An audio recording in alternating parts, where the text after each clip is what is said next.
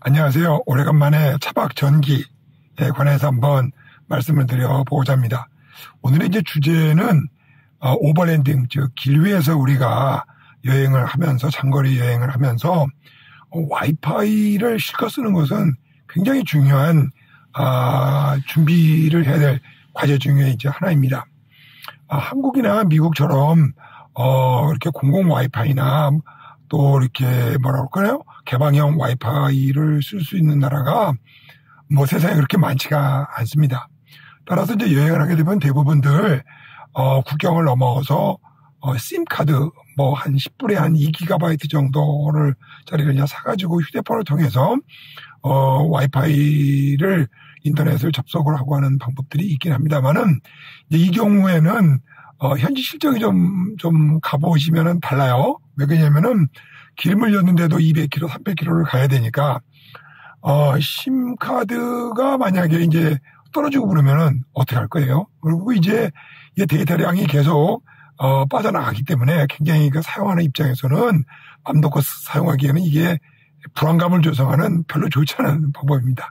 자, 오늘 이제 얘기하고 싶은 이제 주제는 이런 여러 가지 불편 중에 우리도 한국이나 미국에서처럼 공공 와이파이, 아니 뭐 공공 와이파이가 아니더라도 또 개방되어 있는 와이파이라도 좀 마음 놓고 넉넉하게 쓸 수 있는 방법이 없을까? 오늘 이 점에 대해서 한번 여러분들에게 제가 쓰고 있는 팁을 알려드리고자 합니다. 주로 이제 나라마다 상황이 좀 다르지만은 주로 개방형 공공 와이파이들이 널려 있는 곳들은 쇼핑센터죠. 크고 작은 이제 경우에 따라 다르지만은 쇼핑센터 쪽에 이제 많이 있고요. 도서관을 찾아간다든지, 근데 실상도 도서관이 많지가 않아요. 그리고 공원에 가면은 한 50% 정도 확률이 되죠. 공원에 가면 이제 무료 와이파이가 개방되어 있는 것이 꽤 있습니다. 그리고 카페에 가서 또는 뭐 모텔이나 인근의 호스텔 이런 데 가서 와이파이 좀 쓰자고 여행자라고 하게 되면은 한 50% 정도는 비번을 알려주는 것 같아요. 그래서 특별한 이유 없이 카페, 주유소, 모텔 뭐 이런 데 가서 찾아가서 열려 있거나 또 열려 있지 않더라도 패스워드를 쳐달라 그러면 이제 쳐줘서 와이파이를 사용할 수가 있게 됩니다. 자, 이게 좀 그렇죠. 제가 지금 이제 한 가지 더 추가해서 말씀드리고자 싶은 거는 이제 주택단지라든지 그냥 아무 데서나 여러분들의 휴대폰을 열어서 와이파이를 켜게 되면은 대부분 이제 비번유로 막혀 있게 되겠죠. 그러나 차를 천천히 이제 움직이면서 진행을 하면서 보다 보면은 문득 개방되어 있거나 패스워드를 물어보지 않는 와이파이 네트워크가 잡힐 수가 있어요. 근데 이제 대부분 신호가 약하거나 또는 말이죠 이렇게 그 와이파이를 서치하는 게 뭐 초단위라는 게 아니고 뭐 10초, 15초마다 이렇게 리프레시를 하기 때문에 한참 지나가고 났는데 저쪽 어느 면에서 개방되어 있는 와이파이가 있을 수도 있어요. 저 같은 경우는 바로 그러면은 차를 세우고 와이파이를 쓰기 위해서 지금 제가 앉아 있는 이 자리, 제 차 뒤쪽으로 와가지고 노트북을 켜고 이제 개방되어 있는 공공 와이파이나 개방형 와이파이를 접속을 하게 됩니다. 자, 그럼 어떻게 하냐고요? 첫 번째, 이게 이제 도면이에요. 도면인데, 제 차량 바깥의 지붕에는 조그마한 엄지손가락보다도 조금 큰 마그네틱으로, 이 차체 지붕에 잘 붙어 있는 안테나가 있습니다. 여러분들이 이제 필요에 따라서, 이런 이제 막대 안테나를 뭐 쓰셔도 뭐 상관없어요. 상관없는데 이 차체 전부 자체가 이제 이렇게 철판으로 쉴드가 되어 있기 때문에 저 같으면 또 이제 이게 선들이 여기서 이제 일을 할 때 안테나가 이렇게 그 랩탑에 이제 꽂혀져 있고 그러면 좀 거추장스럽죠. 자꾸 손에 부딪히고 그래서 저는 아예 외부에다가 안테나를 익스텐션 코드를 이제 쭉 길게 해가지고 바깥에 외부에 이제 설치를 했습니다. 자, 요거는 이제 여러분의 옵션이고요. 두 번째, 오늘의 얘기의 가장 주인공인 와이파이 부스터를 설치했습니다. 와이파이 부스터. 자, 와이파이 부스터에 대해서 얘기하기 전에 먼저 어떻게 와이파이가 운용이 되고 있나에 대한 그냥 아주 초보적인 얘기를 한번 풀어드리도록 하겠습니다. 왕왕 쓰고 있는 용어 중에 AP라는 게 있어요. AP는 이제 A는 액세스, 접근한다는 뜻이죠. P는 포인트예요. 그러니까 접근 지점이에요. 그 액세스 포인트는 뭐냐면은 여러분의 이제 집에 가면 라우터가 있지 않습니까? 라우터에 거기에 이제 인터넷 그 유선으로 되어 있는 인터넷이 물려 있죠. 그러면 모든 이제 와이파이들이 이 라우터로 통해서 이제 인터넷 선을 타고서 인터넷망으로 들어가게 되겠죠. 그래서 이런 접근 포인트를 이제 액세스 포인트라고 그럽니다. 그리고 반대편에 저 같은 경우는 이제 휴대폰이나 랩탑이 있지 않겠습니까? 노트북? 그러면 노트북에서 이제 와이파이를 쓰기 위해서는 노트북 와이파이 장치가 이 액세스 포인트에 접근을 해서 유선망을 타고서 이제 인터넷을 쓰게 되는 거죠. 그래서 실질적으로 인터넷은 이제 유선으로 가는 건 큰 문제가 없어요. 섰다고 가는 거니까 문제는 이 무선 구간인 액세스 포인트하고 그다음에 제 노트북하고의 송수신 상태가 아주 가깝게 있거나 신호가 세면은 이제 우리 노트북에서 와이파이 신호가 뭐 4눈금, 5눈금씩 이렇게 이제 풀로 들어와서 아주 원활하고 빠른 속도로 우리가 인터넷 통신을 사용할 수 있게 됩니다. 그래서 보통 인터넷에서는 이제 패켓이라고 하는 조그마한 보따리들을 주거니 받거니 합니다. 자, 그게 무슨 뜻이냐면은 우리가 유튜브를 보게 되면은 영상을 보게 되면 유튜브 서버에서 액세스 포인트까지 내려와서 액세스 포인트에서 우리 랩탑을 통해서 와이파이로 전달해 줍니다. 이게 말하자면 이제 다운이 되는 거죠. 반면에 이제 우리가 뭐 유튜브에다가 써니의 내 차로 가는 세계를 이제 찾아본다. 그럼 여기서 명령어를 치면은 서치 단어를 치면은 이 단어가 다시 거꾸로 액세스 포인트로 올라가서 인터넷망을 통해서 서버에서 전달을 해가지고 서버의 응답을 기다리게 되죠. 그러니까 이 보게 되면은 일방 통행으로 내려오는 게 아니라 또 우리가 이렇게 명령을 하거나 질문을 하게 되면 그게 또 서버로 올라가고 서버에서 대답이 또 내려오고 그래서 양방향 통신이 됩니다. 그래서 우리가 보통 보게 되면은 도로를 보게 되면은 이쪽으로 가는 차선과 이쪽으로 오는 차선이 2개 있는 경우가 있고 또 차선 하나에 기수가 있어서 자 우측으로 가는 차선 통과하세요. 끝나면 또 좌측으로 가는 차 하세요. 이런 식으로 그 정보량들을 한쪽으로 보냈다, 또 스탑을 했다, 또 이쪽에 있는 그 데이터를 또 저쪽으로 보냈다 하는 이와 같은 방식을 보통 와이파이에서는 쓰고 있습니다.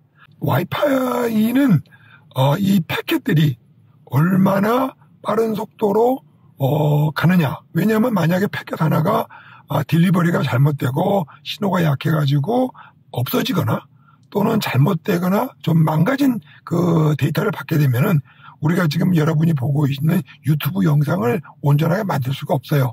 그러면 또 다시 그 망가진 거 다시 보내두고 해서 이 양쪽의 AP하고 랩탑 간에 불필요한 통신이 증가하게 됩니다. 받았어 못 받았어 다시 보내줘 뭐 이렇게 하다 보면은 여러분들의 영상이 지연이 되고 또는 이제 웨이팅이 걸려가지고 뱅글뱅글 돌기도 하고 이런 현상이 생긴다.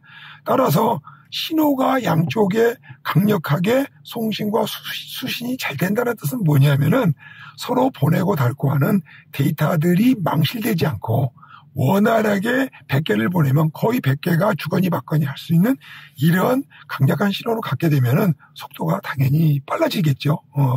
본래 설계되어 있는 속도만큼 충분히 따라갈 수가 있게 됩니다. 그래서 우리가 이렇게 공공 와이파이를 쓸 때는 일단 신호를 잘 받아야지 속도도 빠르고 그렇게 됩니다. 그리고 이제 짜증이 좀 덜 나겠죠.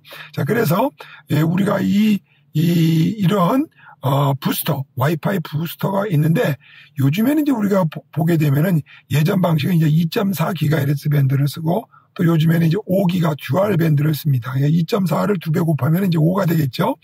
그래서 이 약한 신호들 AP하고 멀리 떨어져 있는 제 랩탑하고의 이 신호를 중간에다가 부스터를 놔가지고 이쪽에서 받는 신호를 증폭을 해서 랩탑에 주고 또 랩탑에서 질문하고 물어보는 것들을 또 다시 증폭을 해서 멀리 떨어져 있는 AP로 보냅니다. 그러니까 이 중간에 있는 이 부스터는 양방향 증폭 장치가 되겠죠.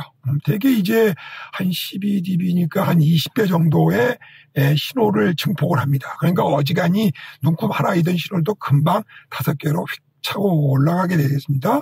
그런데 이제 우리가 신호를 이제 증폭을 한다는 얘기는 뭐냐면 이제 다 크게 한다는 얘기냐면 주변에 조그만한 노이즈까지도 잡음까지도 증폭을 한다는 뜻이 돼요. 그래서 이 증폭기에는 BPF라고 밴드 패스 필터라고 해서 2.4GHz하고 5GHz 요즘 이제 듀얼 밴드를 많이 쓰지 않습니까?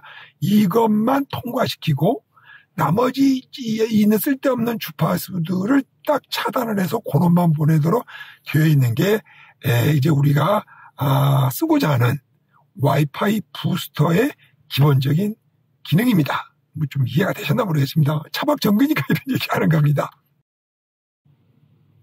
자, 여기 보시는 게 이제 일반적으로 가게 들여서 살 수 있는 USB, 그러니까 이게 이제 와이파이 신호가 일로 들어오지 않겠습니까? 그럼 신호를 받아가지고 이제 컴퓨터 USB로 해주는 USB 어댑터이죠. 그래서 이렇게 이제 되어 있는 제품들은 이 안테나 개인이 그 이득이라고 그러죠. 여기 이제 성능이 전혀 쓸만하지가 않아요. 그래서 있으면 요거를 이제 빼버리고 여기다가 아까 말씀드린 이제 우리가 증폭기 신호를 강력하게 주거니 받거니 할 수 있는 그 부스터를 여기다가 연결을 해서 노트북에 연결하게 됩니다. 그래서 이제 우리가 필요한 세 번째 부품이 이와 같은 USB 와이파이 어댑터가 필요하죠. 요거 이제 일체형이지만은 시장에서는 요걸 이제 빼서 나사로 풀어버릴 수 있는 요거만 있고 또 안테나만 분리할 수 있는 제품들이 대부분 많이 나와 있습니다. 이건 뭐 옛날형이라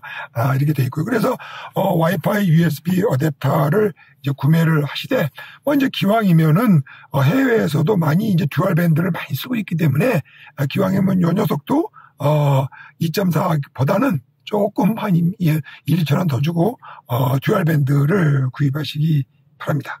자, 이제 마지막 단계는, 이제 안테나하고, 그 다음에 안테나에서 부스터를 거치고, 부스터에서 이제 이 USB 어댑터로 들어오면 사실 끝나요.